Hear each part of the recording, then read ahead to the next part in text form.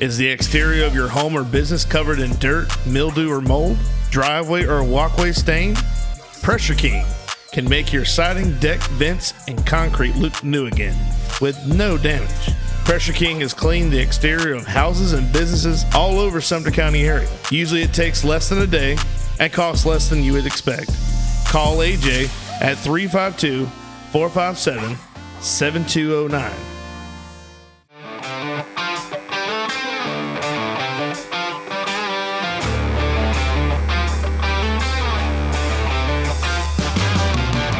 You can throw a no-hitter and still lose the game. It doesn't matter. So you continue to keep going, and that play 7 plays ago is gone. You're never going to see it again. Somebody might bring it up, but it's not going to matter because it's over with. Yeah. What you do with the next play or with the next situation in your life, next phase, next chapter, that's all that matters. And it's the best part about it is the reset. It's like a reset button, And once you realize that, you go, man, that is so much easier to comprehend the little things. Your life's not going to be perfect. You're going to have situations, you're going to have challenges, but it helps to have a guideline or a plan to figure out what you need to do in case something happens. Mm-hmm. So we try to do that all the time, and it doesn't matter. I'll tell my stepson Jason, I'm like, look, when he played baseball this year, and he would make a bad throw. I was like, hey, just reset. I don't know why every time he thinks he's got to get up to the plate, he's got to hit a home run. He does. In their head at that age, I guess because it's what you see on TV, or a big hit or something. But I'm like, hey, if you get walked, that's just as good. You got on base, or not swinging at junk, or swinging the bat at all. You know what I mean? You're kids that send it and they watch the ball go. I mean, that's more frustrating than swinging and missing. At least you're swinging. Yeah. Swing the bat. Yeah. But I would tell them all the time, like, hey, just reset. Mm-hmm. And there were times where he was frustrated and you could see him go, okay. But going back to what you said about being coachable, don't be that kid that's like when the coach is like, hey, and they go, they start doing the whole, why is it always me? I had a situation where when I was at Disney, people would come around and they would actually evaluate you, what your job. Mm. And there was a girl named Katie. She would always, every time, I'm like, Katie, I know you're not going to say anything good because she never says, it's never going to be perfect. But once I realized that, it was okay. But I really took it personal because I'm like, you never have something. You're always like, hey, everything was really good, but if it was perfect, would we need her? She probably wouldn't have a job. Mm-hmm. So I'm like, once you look at that, you're like, oh, okay, I don't really care anymore. Okay. But I'll never forget that because you take that constructive criticism to heart. Yeah. You're like, I did all this perfect, but I'm still not good. You know what I mean? That's the way I looked at it. Like, what do I got to do to be good? What do I got to work on? Okay, I worked on this one. Now you went back to this one. That's not good anymore. So it's almost like it's like a puzzle that once you put the final piece in there, you're like, oh, wait, there's one over here. Where'd it go? It's gone. You got to find it again. Mm-hmm. It's great. I was always my worst. Like, I think everyone might battle with this, but like, you're always your worst critic. Absolutely. Absolutely. I think that's human nature. It is. So it's like, I don't know. You learn to take the good with the bad. That was hard for me to learn. Oh yeah. As a player, not to be so hard on myself. But I think that's what kept that drive. Right. I turned that into competitiveness. Oh yeah. And that, I think, like you said, Jace always wants to go hit a home run. Yeah. That's just like that's human nature. Man. Oh yeah. Everybody wants to just wow. Oh yeah. Everybody wants to get the big hit. Oh, everybody wants to throw the ball far, throw the ball hard. Yeah. You always want to be the best. Yeah. I think you just controlling that. Yeah. That's the beauty of sports. Mm-hmm. It's like, how do you control that? Yeah. How do you channel it into something? Absolutely. Into learning and doing better. Mm-hmm. And there's a lot of things, man. I think one thing I wanted to say is like to young players, you know, you said they will get yelled at on your Wolfpack team. Yeah. Like, I think people need to understand, young players need to understand that it's okay to get yelled at. Yeah. Like, yelling at you, there's a difference between me being mean. Yes. Absolutely. And me yelling at you. Absolutely. You know, the first time I ever had an experience with that, I was like probably 12. Mm-hmm. I went to a new travel ball team. This coach was notoriously just, you know, not obnoxious, but just loud. Yeah. And he cared. You could tell. Mm-hmm. They're like, you know, he's loud, but you have to, you know, just give him a chance. Yeah. Because he's great with the kids and blah, blah, blah. And I had never experienced anything like that, but I was like, okay, I'm fine. Yeah. Like, I can get yelled at. Yeah. I don't care.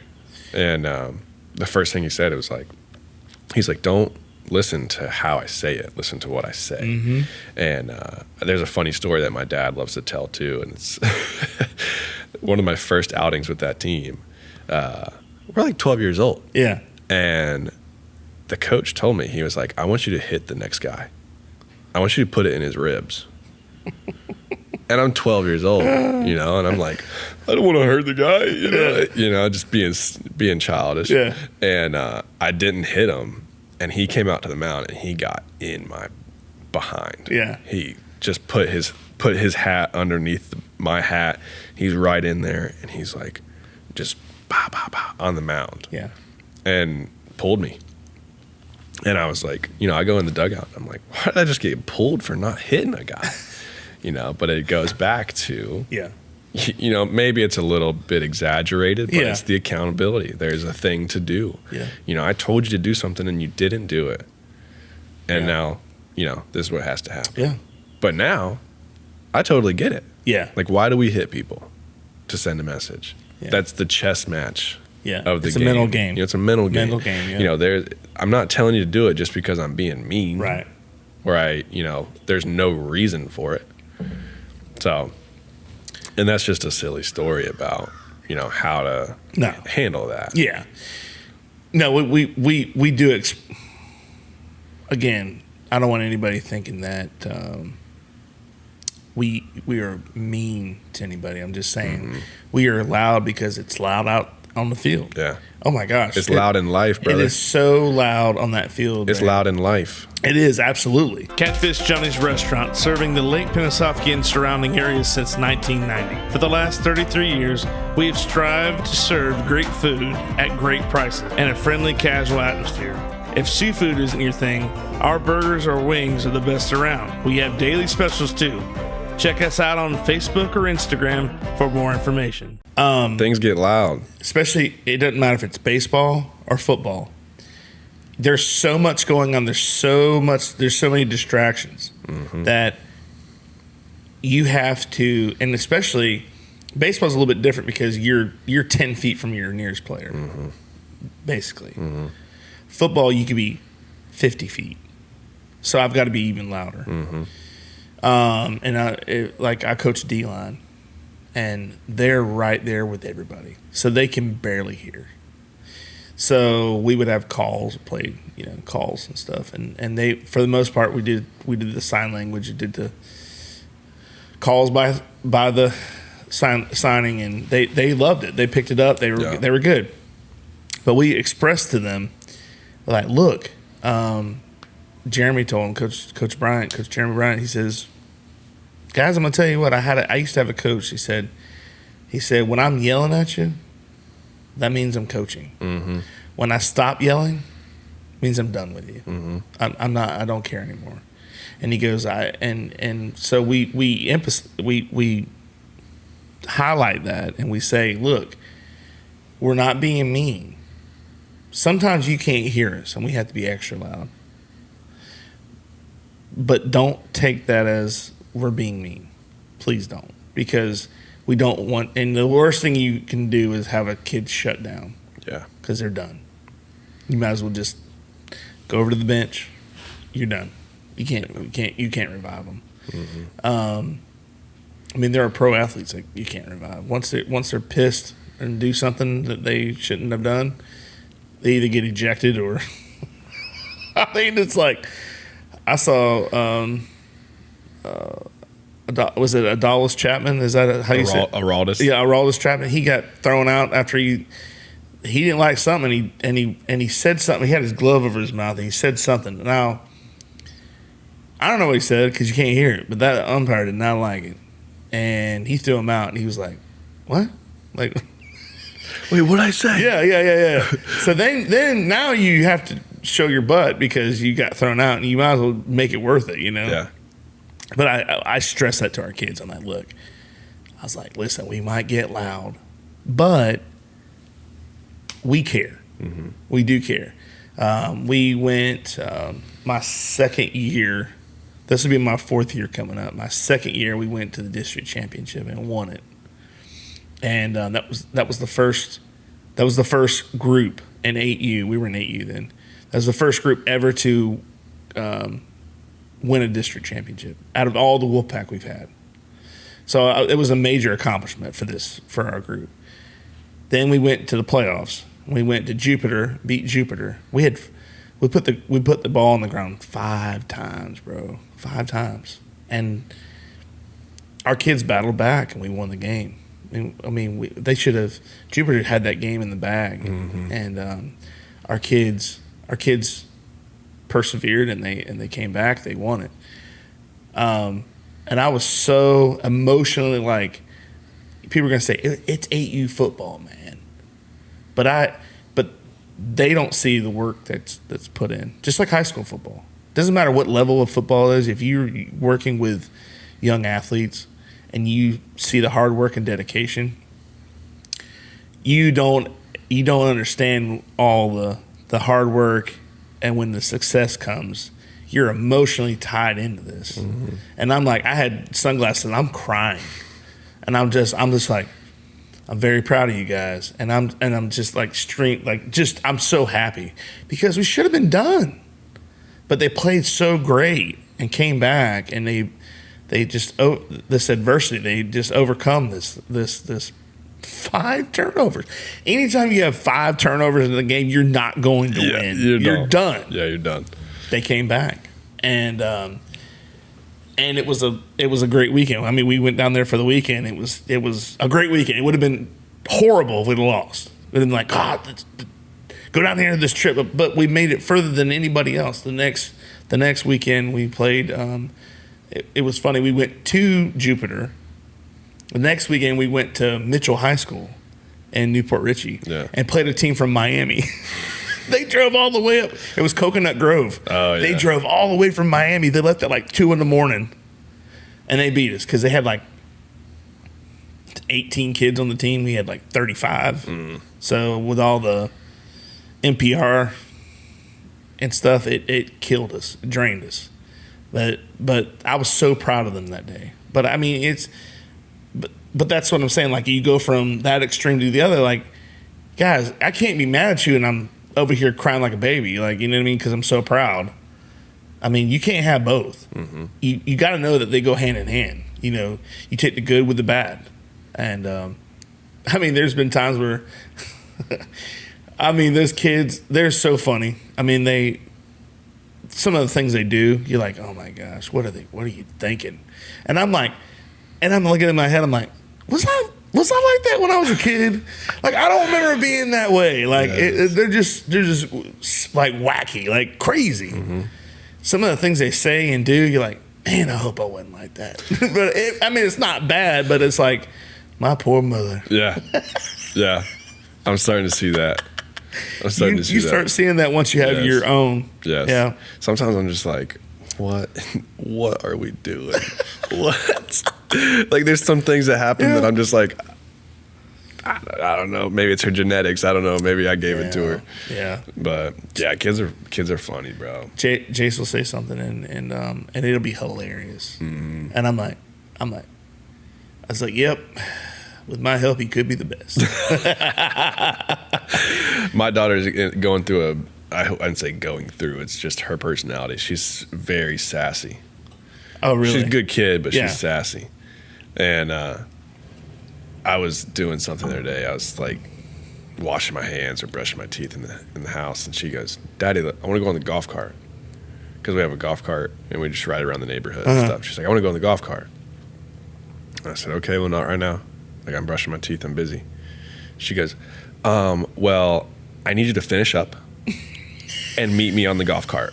I was like, oh, wait till she gets 14, bro. Exactly. I was 14. like, excuse me, Miss 4-year-old? Circle the date. Yes. I was like, okay. All right. First off, I'll hide that key. Yeah. I'll hide that golf cart key. But yeah, dude, she gives it right back to me. She's like, kids are funny, man. First of all, who are you? Yeah. Exactly. And what'd you do with my daughter? Hey, kids are sharp though, man. It's as much as we think. I mean, as much as they do silly stuff and dumb stuff. They're quick, man. They're quick to pick up, and they learn just as fast as we do. And you know faster. You know the best thing is they can read a person faster than they have a better judge of character than adults do, obviously. And I'll tell you, it's crazy how, I mean, there are certain things that we can put over their head, like, oh yeah, you better get to sleep because someone's coming down the chimney. But then you can't fool a child. No. But other than the couple things that we've been accustomed to, I think kids are just they're fascinating. I mean, it's crazy how they can how you see them just mature every day. Yeah. And they change every day. Every They're day. never the same every day. It's crazy. Yeah.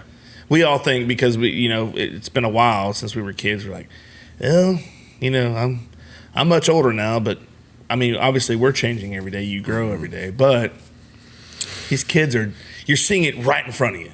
It's a little different with yourself because you feel it, but you're watching them and you're like, oh my gosh, they were just crawling like 2 days ago. Now they're like ready to drive a golf cart. Yeah. And then they're asking you for your car keys. Yes. Yeah. Yes. And then you're getting a call, Yeah. Oh, great. Yeah. Don't. I've Nicole tells me all the time. Don't wish it away. Don't. Let them be kids while they can be. Yeah. And I think that's where you see all these kids that were like famous child actors or whatever. Not every one of them. Some of them still had regular childhoods, but there's like Macaulay Culkin. He didn't have a regular childhood, man. He was not a regular child, and so you miss that stepping stone to becoming an adult. Your basic building blocks of adulthood is childhood. Yeah. And when you skip that, it's too late. You can't take the time to figure it out later. You're just there. It's almost like you wake up and you go, "Oh my God, I'm 30. What happened? Where'd my teens go? I don't remember driving or prom or graduation. Nothing." So I think it's a very important, just going back when we say about coaching and stuff. Let kids be kids. I'm gonna let kids be kids. You know the Adam Sandler, I think it's Billy Madison. Yes. Where he's like, stay here as long For as the love of God, cherish it. Stay here as He's long like, I want to as go you to high school. Don't you ever say that. Don't you ever say it. For the love of God, cherish it. And that kid's face. That's it, man. Yeah. That's it. Yeah. I want to stay up late. No, you don't. Exactly. I saw a post the other day. I was scrolling through and it said something like, what was the dumbest thing you said? What was the dumbest thing you ever wished for or something like that? And it was like, to wish I was an adult. Yeah. Yeah. Yeah. Nobody told us about taxes and bills. I still don't know about taxes. All right. Hey, here's the thing. When you were a kid, you wanted to grow up so fast. Yeah. And why? So you could stay up late. Yeah, exactly. You're like... Yeah, so I can do what I want. It was never like...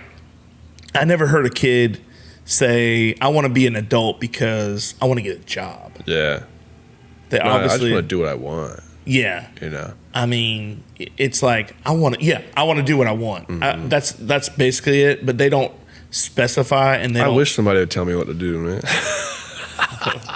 What are we doing out here? I know, right? Where do I go? Well, I was telling somebody the other day, I was like, when you have kids, it's the only thing in the world, I'm speculating, but It's the only thing that doesn't come with an instruction manual. 100%. You know what I mean? Yeah. So if you have a new, like when Ryan was born, your first child, nobody comes up to you and says, hey, this is what's going to happen. And 3 days she's going to want, or, like she's going to, she's going to go home with you, or 2 days, whatever it is. You need to put her in the car seat, how to put the car seat in, all these guidelines. There's nothing. You have to figure out all that by yourself. Duto Realty is a homegrown business with an eye for getting the job done right. From football games to Sunday school and everything in between, these ladies care about our community and the people in it, helping buyers and sellers in all of Florida with all types of transactions, including residential, commercial, farm, or vacant land. They do it all. They even offer auction services and sellouts to always get the job done right. I was talking to somebody earlier the week, and they're like, isn't it amazing how 3 kids that grow up in the same house turn out completely different? And, it's not, parents want to blame themselves. You know what I mean? They're like, I wish I could have done more with this child, or I don't feel like this child got enough love or whatever. Yeah. But I don't think that has anything to do with it. You could, to give you an example, you could make 3 omelets. They're not going to turn out the same. Yeah. Same way. They're all going to be different. Everyone's different. Yeah. I mean, it's just a way of doing it. Same eggs. I think every parent can attest to this, but like every child is different. Absolutely. They have different temperaments, different personalities, different, perspectives and whatever. My daughter is very just get after it, energetic, doesn't know a stranger, smart, can figure stuff out on her own. My son, he's a little bit more reserved, a little bit more, I wouldn't say quiet, but he kind of thinks a little bit. Right. You see him, instead of just, getting up on this couch and jumping off of it, he thinks about it first, like, do I want to do that? That's going to be very helpful in the future. Yeah. I took him out on the boat yesterday, and like from day one, my daughter was never afraid. Yeah. She was just like, Daddy, let's go. Put a life jacket on her, go. Right.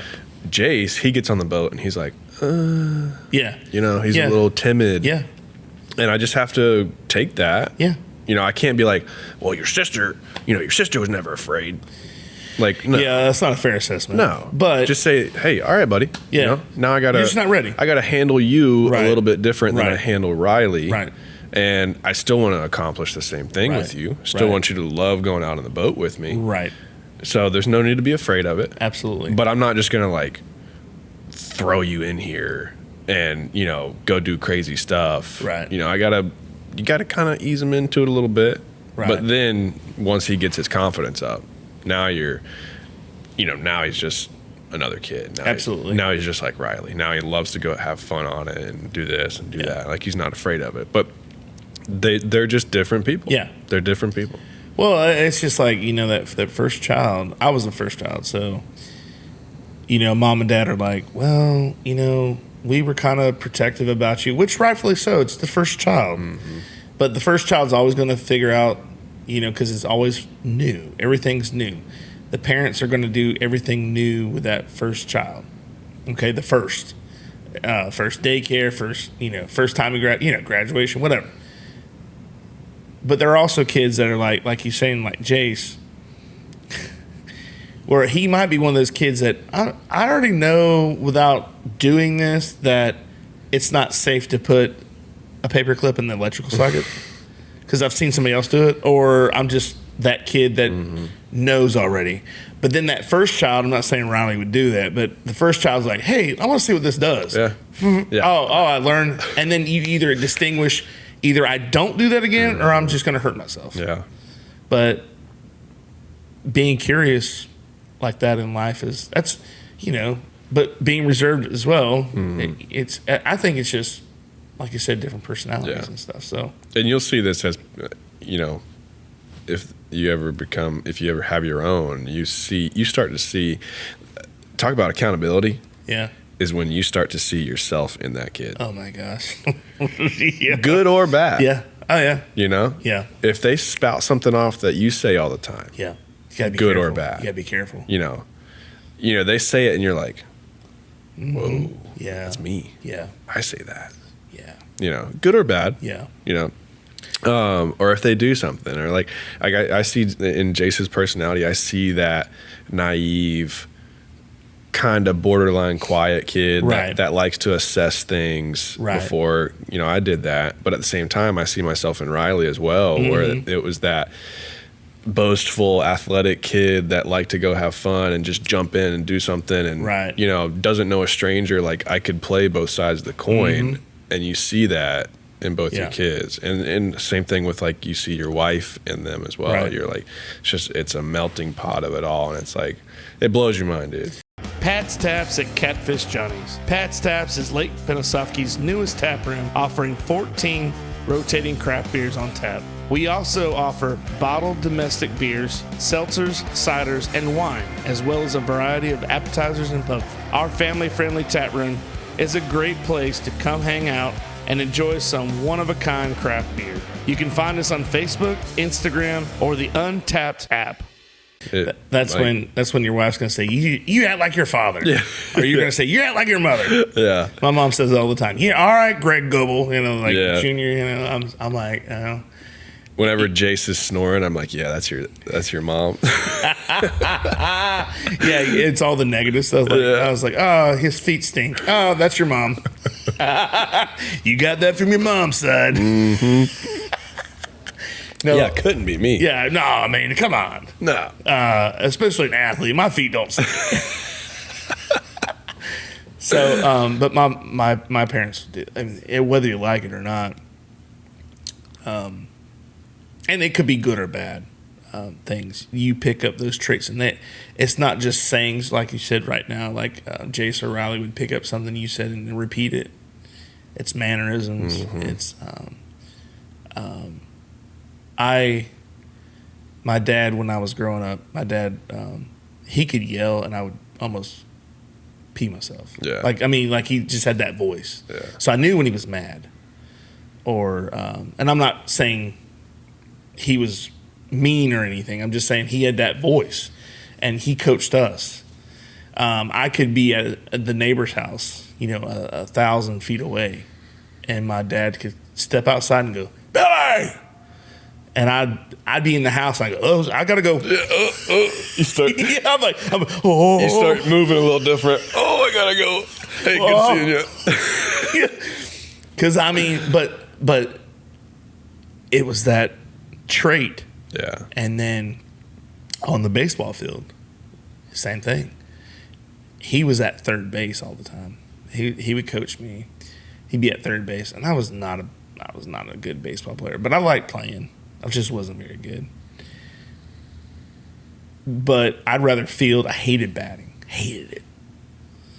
So I get up there, and I'm scared to death because I'd been hit a couple times, so I was already gun shy, So I'm up there. I'm like, yeah, get my stance ready, and I'd look over at my dad, and he's like, just make. He wasn't like mean, just like, hey, let's just hit the ball, and I'm like, okay, and I get up there and I wouldn't swing. And so learning by that experience, and he was just like, come on, So that's when I was coaching Jace, I would do the same thing. And I was like, I don't know. I remember not liking that, but I was like, I'm not going to do that to him. I was just more scared than I was not liking it. It was just like, I didn't want to let him down. Mm-hmm. You know what I mean? Because there is that accountability too. You're like, all right. And then third base coach doesn't have to be related to, doesn't have to be your father, anybody. You just don't want to let coach down. Doesn't matter what sport it is. So you're up there trying to do your best, and you're like, but if I swing and miss, then I'm just going to let him down. But if I don't swing, I'm going to let him down. So it's like it's a lose-lose situation. And, I always felt that way. But I would do it all over again. I'd want this same exact childhood. I had a great childhood. It's funny how that works, There's things that you would change or you would do better, but at the same time, you're like, I wouldn't change it for the world. Absolutely. I wouldn't change it. Well, and one of the things is, also, people have to remember that it comes down to choices. Yeah. You make your choice every day. when I was a substitute teacher and I'd be at the middle school, the last thing I would say when the bell rang and everybody tried to run out, I'd go, make good choices. Yeah. Because I wasn't trying to be funny or anything, but at that age, and especially younger, your choices will reflect your future so bad. It's that simple. It is very simple. And that's what I was trying to, hey, just make good choices. Yeah. And sound like I was a dietitian, like, like, make good choices. Take the carrots. Yeah, make good choices. Don't take the fries. Take the carrots. They're good for you. Yeah. Or the apple slices, you know. But I just try to get back because I've already been there. And I knew that was my favorite. Working at middle school was my favorite because that was that point in life where you were trying to figure out who you were. You know what I mean? You tried to fit in. Yeah. And you were like, who is Billy Goble? What is Billy Goble about? Yeah. And you hadn't written. I know it's never ever ending. It never ends until you're gone. Yeah. But it could change every day is what I'm saying. So at the first point when you're trying to get it going, you're like, well, let's try this. Well, that didn't work out. Let's try that. No. Yeah. You know what I mean? It's like, it's almost. I feel like the middle school and high school years are so important to your. Very important. To your, what's the word? Like, I've gone blank, but it's just, it molds you. Yeah. It's a time of life where everything is so, I wouldn't say dramatic. Yeah. But it holds weight. Yes. Everything that happens to you in that time period absolutely holds weight. Yep. You know, I can still, like, there's still some core memories that I have of, you know, something simple, something little happens, but it made me feel a certain way. That, like, I remember that. Well, just think about somehow, like, a way somebody talked to me. Right. You know, something as simple as that. Right. That guy could have been having a bad day. Oh, yeah. You know, something could have been happening. Yeah. But that time period, middle school to high school, you know, he said something to me that stuck with me, and I remember it, you know, whatever it may be. And that I think that's, as an adult now, you realize, I think everything that you try to do, especially in a situation where whether you're coaching or a teacher or whatever, you're trying to give back the better version of yourself. Absolutely. You know, you're trying to, you're investing in those kids so that they don't have to not necessarily go through what you went through, but you want to show them how to do it better. Right. You know, hindsight's always 20/20. So it's like, but as a young kid, you know, it's a funny thing because as a young kid, you don't care what that old guy is telling you. Yeah. You know, we're 35. Yeah. That old guy. Yeah. You know, you don't want to hear that. Yeah. But something as simple as make good choices. Yeah. That's it. Yeah. Or keep it simple. If you could just one person, that's all. You know what I mean? If you can just influence one person. Yeah. But I was going to say, isn't it funny how? And I realized this once I got out of high school that it feels like high school drama never stops. No. You can be. I'm 42. It feels like there's high school and middle school drama every day. Brother. You're like, it's just different levels. Yeah. You're like, oh my God, people. Yes. Yes. Why would you, as much as what's going on in the world just itself, why would you manufacture more drama? Yes. I've never gotten that. Why would you make it more difficult? You already have it. It's biblical. They're going to say there's hard times no matter what. There's hard times in this world on this earth, and you're going to go out of your way to create more. I don't understand that. Yeah, I don't get it at all. I try to stay low key for that exact reason. That's a good idea. Like, I just don't have time for it. Yeah, I don't want to do it. Yeah, like I want to hang out with who I want to hang out with, and I want to be around good people and raise my kids and stack some coin, make some money, be successful, and that's really about it. I think that's the key to life. Is just be. You're talking about what makes you happy. Yeah, and that's the key. Yeah, I think everybody kind of examines what the key of life is, and they want this great answer, like that. There's this answer that's meant for everybody, but it's not. Everything is different for everybody. What makes me happy won't make you happy. What makes you happy won't make me happy. Yeah. Or it might make us. I mean, money would make both of us happy, but it's not all about just money. No. It's about, like you said, when you're 18 years old, we were thinking about money, girls, cars, mainly girls. Man, right? But now that you have a family, that family comes first. For sure. And it's so weird, man. For sure. It's like you don't even it's not even something you control. Yeah. Just one day you wake up and you go, you know what? What I thought meant the world to me doesn't mean anything. I have all those baseballs, and I told Jace, I said, if this game room were to catch fire tomorrow, and all this stuff is lost, as long as you guys are still here, I mean, it doesn't affect you guys, I'm going to be just fine. That stuff can be replaced. But I want you to know that you can't be. And so I think, but 10 years ago, I'd have been like, I'm getting the baseballs first. You know what I mean? Like, I mean, it wasn't anything personal, but it's just your mindset, your focus, your way of life. It changes so much. Yeah. Yeah, you start,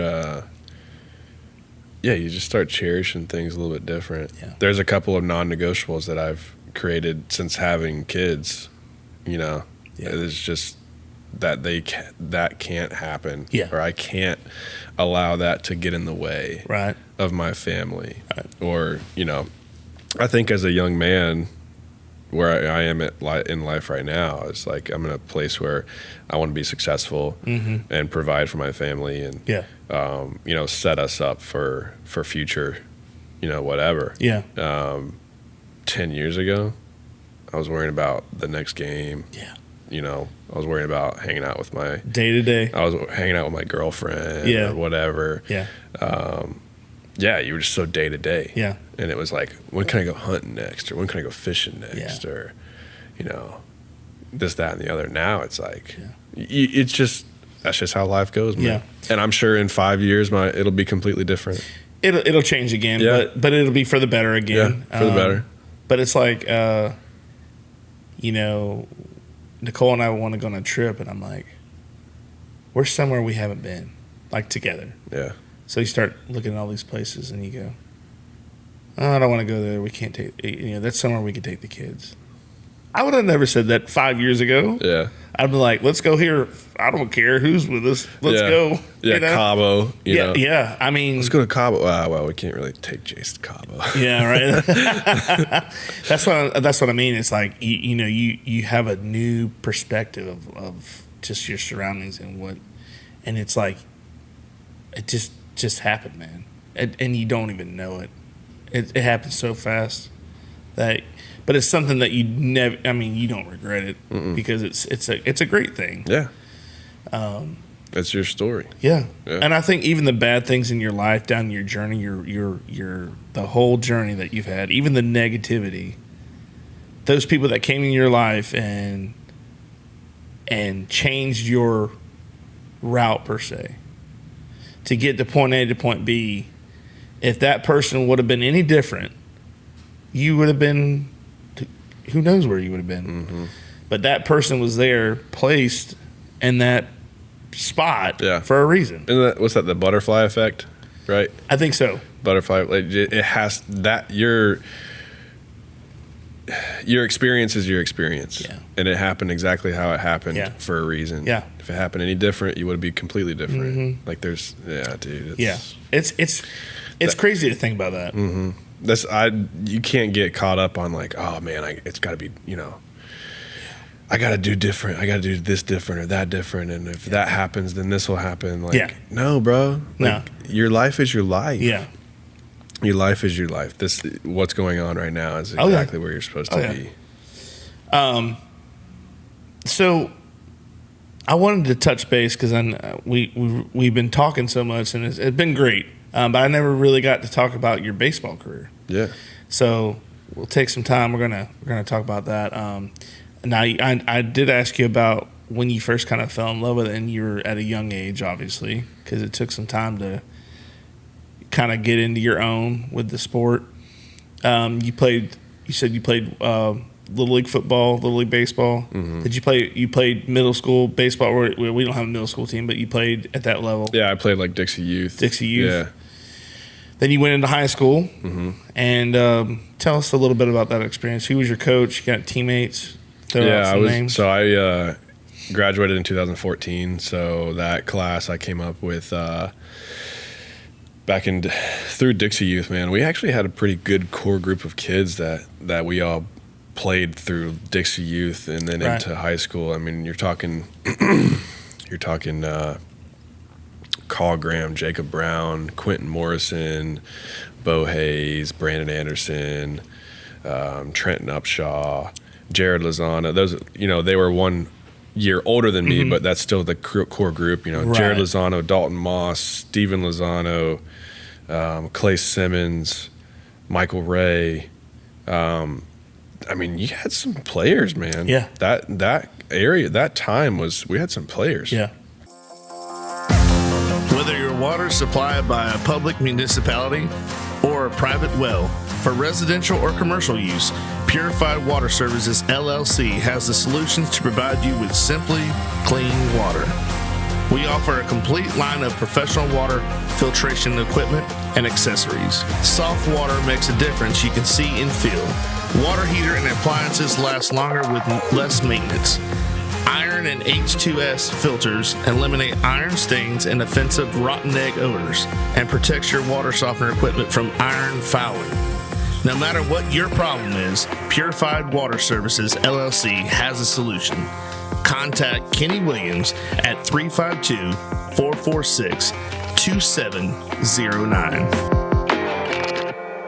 A lot of those guys are football players too. Yeah. And I apologize if I left anybody out. Oh no, it's going to happen. But I do it all the time. I mean, just some athletes, all around athletes. Yeah. And so in high school, it was first year was Fred Pop. Okay. He was the head coach. Big fan of Coach Pop. Yeah. I think most people are. Mm-hmm. And then I believe after that was. I think it was Coach Foot after that. Bigfoot or Littlefoot? Bigfoot. Yeah, I believe it was Bigfoot 3 years after that. Gotcha. Mike Foot, senior? Yeah, it was that, and then Eastburn and Coach Dunn. Okay. Kind of a array of coaches throughout that time. Gotcha. Yeah, dude, that era, that time was just so cool. Yeah. Growing up being a freshman, sophomore, having the older guys, having some pretty good leadership on the team. Right. Some good athletes. Like I said, Steven Lozano, the Lozano brothers, Clay Simmons. Who else, man? Just some really cool guys in that time. Yeah. And then as I stepped into my leadership role as a junior and senior, then you have the core group of us, like I said, Brandon, Bo, Jacob Brown, Carl Graham. That was kind of our group of guys that we were all together. And we'd run it, man. We'd run it. And sometimes we won, sometimes we lost, but it was a lot of fun. That time was, dude, some of my favorite stories and memories are from that team, my junior and senior year. That was a lot of fun. I don't remember if it was your junior or senior. It might have been your junior year. I remember there was I think some scouts came to look at you. Yeah, that would have been. I believe that would have been senior year. Was it senior year? Yeah, we probably had a couple junior year. My breakout was, I think, between junior and senior year. Well, Doc Morgan was principal there at high school, and I remember Doc saying, "Yeah, okay." Through 95 the other night, they were talking about they had a radar gun. Yeah, I was like, oh my god! And I never saw you play, but I was like 95. Yeah. Wow.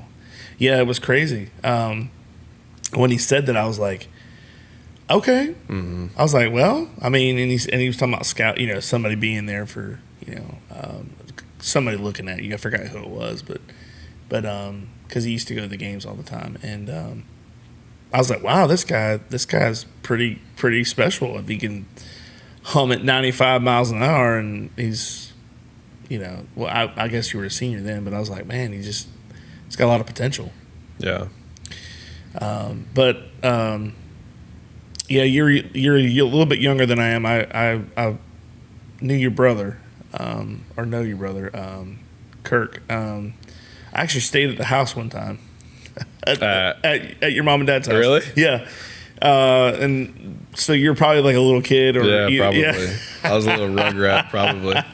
Yeah, I remember, or either that, If that was in high school, I would have been probably 4. Yeah, or 5. Yeah. I remember going over to your parents' house, hanging out there a couple times. Mm-hmm. But that's about as much as I've known about you per se. But and then kind of like listening to you or watching you grow, continue to go up the ladder. Mm-hmm. So you graduate in 2014. Yeah. And then what's your next? Well, you're going where? FIU.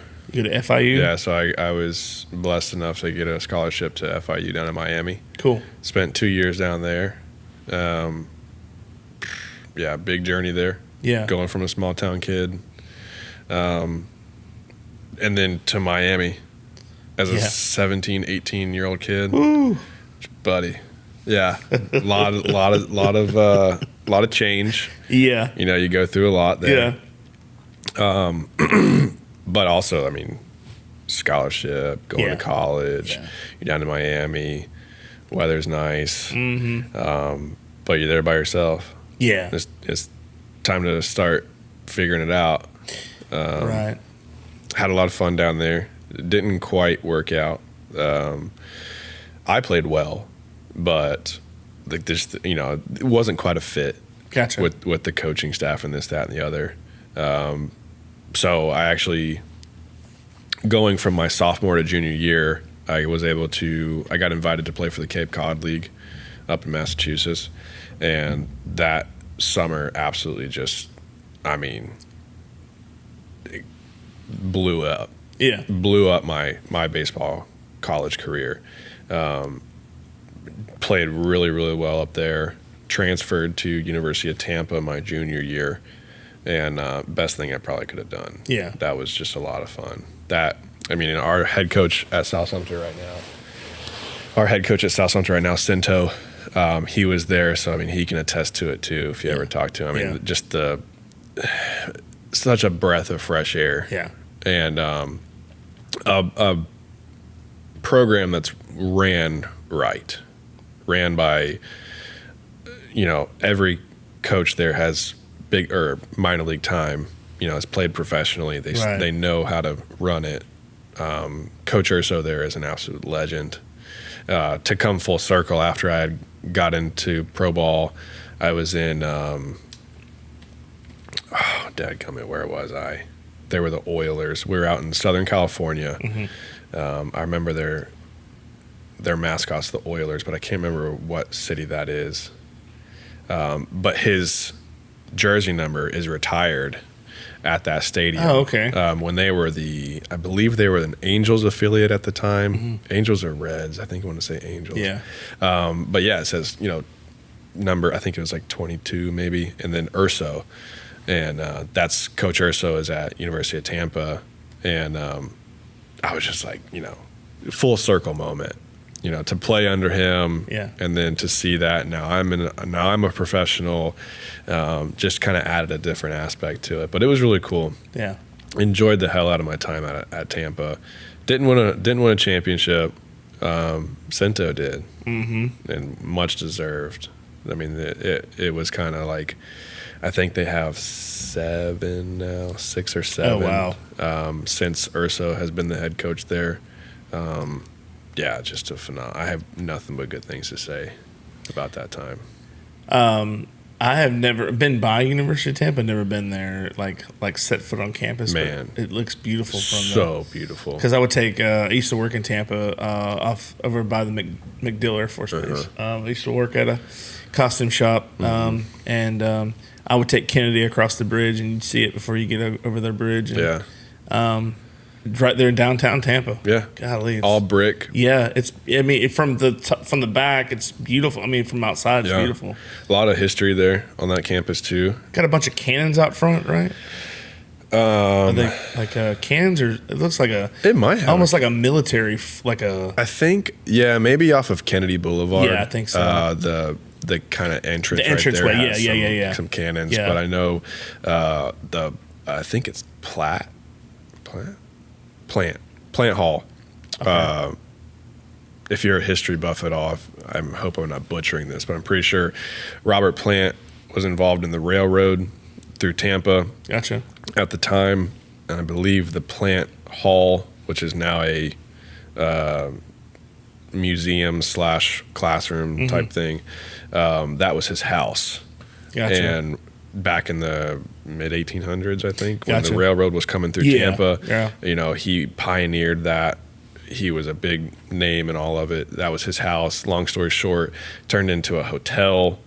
The Queen stayed there. Elvis stayed there. Wow. Lots of big names. Yeah. And then now, you see it from 275. You see those big silver spires. Yes. The half moons. Yes. That's Plant Hall. Oh, okay. So a lot of history on the campus. Yeah. And now it's just blowing up. I mean, it's brick everywhere. There's, they're expanding their classrooms and this, that, and the other. The baseball field is now all turf. Oh, that's cool. They call it the bird cage, if you've ever been there. I mean, if you see a picture, the background is downtown Tampa. You got this nice laser level field, turf field, and then the back is downtown Tampa. You can see the Sykes building. That's cool. Everything like that. Super, super cool. Yeah. Really, really cool place. That's funny. It's kind of like, have you ever been to Flagler College? Yeah. Same thing. Yeah. Flagler used to be a hotel, but it was a house. It was where Henry Flagler lived, and he was the railroad guy too. But he did the Eastern Seaboard. Mm-hmm. He was the one responsible for doing basically the whole Eastern Seaboard all the way to Miami. Yeah. And so it started off as his house. It was the first building. Thomas Edison did the Thomas Edison that invented the light bulb is the one who wired his house. I don't think anybody else is coming back to redo that. I mean, that's pretty timeless. Yeah, it's still up to code. Thomas Edison. Yeah, he's like, well, this guy, invented the light bulb. I guess we better check his work. But promotional consideration paid for by the following. Webster Ace Hardware and Farm Supply are generous sponsors for today's podcast. They have been a family-owned business for 27 years. This helpful hardware store sells items such as archery, Ariat clothing and boots, Wrangler jeans, case knives, Hammond's candies, and live fishing gear. They also have a full selection of hardware, RV supply, propane, Ben Moore, Royal & Clark, and Kingston paints. You need a barn or fencing job done? Custom barn kits and roofing metal are provided at your local Ace Hardware store. What about a new grill for the yard? Traeger, Big Green Egg, Weber, and Blackstone are found here, along with all the accessories to go with them. Stock up your workshop with DeWalt, Milwaukee, or Craftsman tools. They got you covered. Remember to go to ace.com to shop their entire line to have items shipped directly to the store. Yeah, it's the same thing. So they're both beautiful. I mean, from what I can see, both beautiful places. Mm-hmm. But it's funny how they're similar like that. Like, it used to be someone's house. I'm like, oh my God, that was someone's house. Yeah. That's crazy. Especially at that time. Yes. Damn, it's huge. There's I was reading about, do you know about the mansion over in, the Howie Mansion over in Howie in the Hills? So this guy had bought, his name was, I forgot his first name, but the last name was Howie. Yeah. And he bought 60,000 acres in that area. And it's right where 19 goes over the bridge, like going to Mount Dora and all that, Tavares. Yeah. So right where Mission Inn and all that, there's right where that red light is, to go over the bridge. Just if you're going to go south on 19, the mansion is, I've never been there, but I've seen the pictures of it. There's a mansion there on the left. And basically the same thing. Like, he settled there, and he just made this little town. And I'm like, man, these people are, I mean, like we said earlier, you go from it doesn't work here. Let's go here and start all over. And it's such a risk that people take.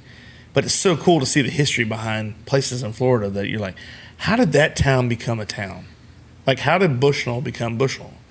Well, it was named after a general or whatever, Bushnell, who brought not a general, but maybe he was a general. He might have had something to do with the military, but they brought the railroad through Bushnell and that became like like one of those towns. It was like a trade post. So you little towns that you see every day or hear about. I mean, how many times have you been to Tampa? In the history of it is so cool. Green bean. We were the green bean capital of the that was in state. That was in Center Hill. Yeah, Center Hill? green bean capital of the world. Yeah, right. the pride, baby. You're like, woohoo! Yeah, got me some green beans there. Yeah, but I mean but to think about how much it's changed. Yeah, just not even agriculturally, just culturally. But. That's cool though. Tampa. Beautiful place. Beautiful place. Yeah. Good baseball. Yeah. And continuing from that, junior year, get drafted. 4th round draft pick by the San Francisco Giants. Go off. Short season ball. That's from like July to September. Mm-hmm. That was the first season. And then go on to play 3 more seasons. And then and that was kind of about it. COVID hit, and when COVID hit, they canceled the season. A lot of teams got cut back. A lot of minor league teams got cut back. I was part of that cutback, and at the time, I had my daughter and another one on the way. And if you know anything about minor league baseball, you don't get paid very much. Right. So I had to kind of make a decision on what I wanted to do here. Do I continue chasing it and getting after it? Yeah. Which I always said I would not be wasting all this time if I didn't think I could do it. Right. So and dude, even to this day, sometimes I'm like, I still got so much athleticism left. Like I could go back and play, but at the same time, it's hard, man. Yeah. It's hard. You learn how hard it is. It's not just like NBA where it's G League and you're either in or you're out. Right. Or like NFL, you're not on practice squad. And even the practice squad guys make decent money. Mm-hmm. I think my biggest paycheck I ever took in the minor leagues was like $2,200 a month. Oh, wow. A month. Wow. That's like almost like disability pay there. Wow. Yeah. I mean, you get if you're blessed enough to get a decent signing bonus, you can live off that, or that can carry you through something, or, but hopefully you don't even have to touch it. You can kind of put it away. Right. But there's some guys that sign for a bus ticket. Yeah. And if you don't get anything, and then you're coming in making, short season ball, we were making, I think it was like, I want to say it was like less than $2,000, and then it goes up, a couple $100 every level. Yeah. Your minor league contract, every minor league contract is 6 years long, and then you get that base pay for the first 6 years, and then doesn't matter if you're in AAA by that time, or if you're a big leaguer. Now, if you become a big leaguer, you get big league game pay, right? This, that, and the other. But you're going to be on what they call the taxi squad. So they're going to, because there's so many rules and regulations that they don't want you to go up to the big leagues and eat up your big league days. Right. Because if you're on a minor league contract, but you play 162 big league games, right, you're now eligible for a big league contract. Gotcha. So they're gonna bring you up, bring you down. That's what's called the taxi squad. I gotcha. They bring you up for a day, back for a day. Bring you up for a day, back for 2 months. Oh, wow. They just keep bouncing you back and forth. If they need you, they'll bring you up. Yeah. But they're not going to leave you on the roster for a week. Yeah. And eat up those 162 games. Right. So you might get that big league check for the game, and then it's right back to, $2,000 a month. Yeah. So, at that time I was like, do I continue chasing it? Do we keep getting after it? Or, and like I said, I was about to have 2 kids and a wife, and we were about to buy a house. Yeah. So I told my agent, I was like, hey, I need X amount of dollars for me to come back, and he simply was like, that's just not possible. Yeah. You know, you're on a minor league contract. They're not going to pay you that when they can go get an 18-year-old Dominican and pay him pennies on the dollar. Right. And he's throwing just as hard as you. Yeah. You know. And that's an advancement from where he was. Yeah. I mean, because I can't imagine where he was making more money. Kona Ice. Kona Ice is a shaved ice truck that brings a one-of-a-kind tropical experience to you. Guests can flavor their own Kona Ice on our signature flavor wave, dance to our island music tunes, and enjoy a nutritious and delicious treat. Contact Jeremy and Marissa at 352-403-0515. Don't forget to follow them on Facebook, Instagram, and TikTok. Then he would come to America. Oh, they make nothing. Right. Those guys, you know, there's so many intricacies to the game. Yeah. You know, for the most part, they stopped playing. They stopped going to school. Yeah. Full time. Yeah. By like age of 8, right. 10. Yeah. Because that's their only way off the island. Yeah. If they can become good at baseball. Yeah. And come play with us, they can get off the island and they can make money. And, True. You know, you see the guys in the minor leagues. The Latin guys, the first thing they do, they get paid straight to Western Union. Yeah. They send half. Send it back home. Yep. Send it back home. Yep. And the conversion rate is, you know, incredible to what they have. Right. So, you know, that money to them is good money. Oh, yeah. And they're making quite a bit of way more money than they were where they were. Yeah. Have you ever seen, there's a video, I think it's Mariano Rivera. They show him, he has a piece of cardboard. Yeah, dude, his glove. Dude, have you seen that? His glove. That's crazy. Yeah. He like cuts it out. He's got the little. Yeah, and he folded it up and put it in his pocket. Yeah, he's like, look, this is my glove, and he pulls it out and he puts it. It didn't even have I don't think it had a hole in it. Did it have? It had to have a hole in it. I think it had like a just a little cut. It folded around his fingers. Yes, and he like put it in his hand and he would just catch. Yeah. And I'm like, oh my God. Yeah, bro. But that's the thing that made him great. Yeah. You know what I mean? Like, I'm not trying to take away from his talent, but would he have appreciated it more if he had a glove, a Rollins, like I had? I didn't really take that, I had a glove, so what? He didn't. Yeah. So that made him want it more. Yeah. And I think. And they don't have bats. No. They don't have in some places that you can't even get a decent baseball. Yeah. You know, that's why they play stickball. Stickball. You know, whether it's a rock or a bottle cap or whatever. That's why they play it. That's why. Because they got nothing else. If you ever see Roberto Clemente, one of my favorite players of all time, if you ever see a bat of his for sale, which is very rare. Yeah. If you ever see it and it has a regular knob, it's not a real bat. Yeah. Because he has the end. He had them customized where it was like almost like a broom handle. Like it was very just straight. It was just a little nub. Really? Yep. Because he played stickball. Yeah. That's how you can tell if it's legit or not. Wow. Yep. If you look at it, it's got a regular like MLB. No. Yeah.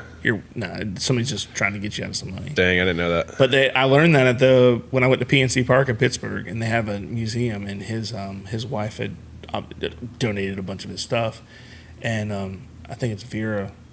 She donated all this stuff, and one of his bats was in there, and I was like, that is like one of the coolest looking bats because it's just like the barrel, it's the barrel, and then it's got the little stub on the end, just like they cut that off, and just rounded it off the bend. I was like, man, but it's so cool to see stuff like that. Like, you know, not only does it make you feel, it makes you appreciate things, but like when you see that glove thing, he's got that cardboard that he folded up and put in his pocket. Dude, that was. It was a very humbling thing. Like I saw it and I'm like, oh wow. Like, and he was like, yeah, man, that was my glove, man. He's like he was getting excited about it again. Yeah. Like it brought back so many memories. Yeah. And this guy had, you know, he could have $1 million glove if he wanted it. I mean, but it was like, it's the little things. It's the little things. And it's so awesome to see people end up doing great things at the beginning with so little. It's all about perspective, you know? It really is. It's, you play with so many people that come from different, like the one thing that I learned playing with so many Latin guys is they don't have running water. So they would come over here, and especially in like the lower levels, whether you're in spring training as a rookie or this, that, and the other, at the hotel, they shack you up. You know, you have a roommate. And most times, not for any specific reason, but just to kind of keep apples with apples, they, you know, American guys would stay with American guys, and then Latin guys would stay with Latin guys. Right. Just so that they're familiar and that this, that, and the other. But every now and then you'd have an odd number. Yeah. So then American guys linked up with a Latin guy. That, you know, you hear stories. I personally never had a Latin roommate, but you'd hear stories where, you know, they're using the toilets and they're not flushing because they don't have running water. They don't know what to do. Yeah, they don't know what to do. Wow. They go in and take a piss and not flush. Yeah. You know? Yeah. And you'd have to teach them, hey, you can flush. It's okay. It's okay to flush. Yeah, and that's the thing is, if you don't know. Yeah, you don't know. You don't know. They're going to be like, okay. Yeah. They walk around with no shower shoes, which is another kind of intricacy. Ooh, they can learn the hard way. Yeah. You know, walking around barefoot. Yeah. Walking around, I mean, dude, completely naked. Yeah. Like, we'd have to be like, yo, put a towel on. Like, you got to put a towel on, bro. Come on. Yeah, you're like. Especially when the food's out. Oh, no. Dude. Yeah. Yeah. Yeah. Big learning experience. Yeah. Well, when you said, you know, you put, you know, together, also you have a language barrier, too. Yeah. If you put someone, like, okay, and it's hard to, growing up, I thought Roberto Clemente, he's Puerto Rican. I didn't know he spoke Spanish. Like, as a kid, you don't understand. I thought he was American, but like Puerto Rican, like descent. and I thought, you know, he's gonna sound like anybody else that I know. And they interviewed him, and he had like not broken English, but you know what I'm saying, like he had an accent, and then he would speak Spanish, and that was like oh my gosh, people know, like, it was your first, like, realization of a different language. Yeah. I mean, I know people speak Spanish around us, but you just, for some reason, I don't know why, as a baseball player, you're like, this guy's from Pittsburgh. Yeah. What is he speaking Spanish for? You don't understand that people come from different places. Yeah. So I'm talking about, as you know, as a 8-year-old, 9-year-old, you know, you don't understand. You're like, wait, he doesn't speak English? Or not just him, but like anybody else. And then like one of my favorite players now is O'Neal Cruz. He doesn't speak English. And did you see the interview where was it him or was it De La Cruz that he just recently did an interview his first time in English? There's no telling. I want to say it's probably De La Cruz. Probably De La Cruz. De La Cruz is with the Reds, yes, right? Yeah. Yes, he's good as well. They look exactly alike. Oh my gosh, you do. So I played against O'Neal. Oh, you did? Yes, we were in. They played at Marshall's Stadium, the low A team, and he was there when I was there. And dude, he was a stud. Dude, 6'7", bro, at shortstop. I struck him out. Oh, did you really?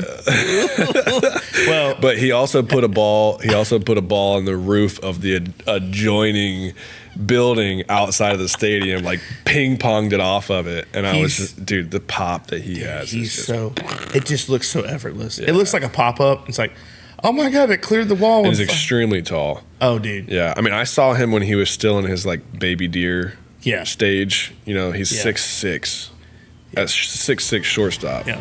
You know, but he moves well, he swings well. Yeah, he's a stud. Thanks for watching episode 2 of this 3-part podcast. Tune in next week for part 3.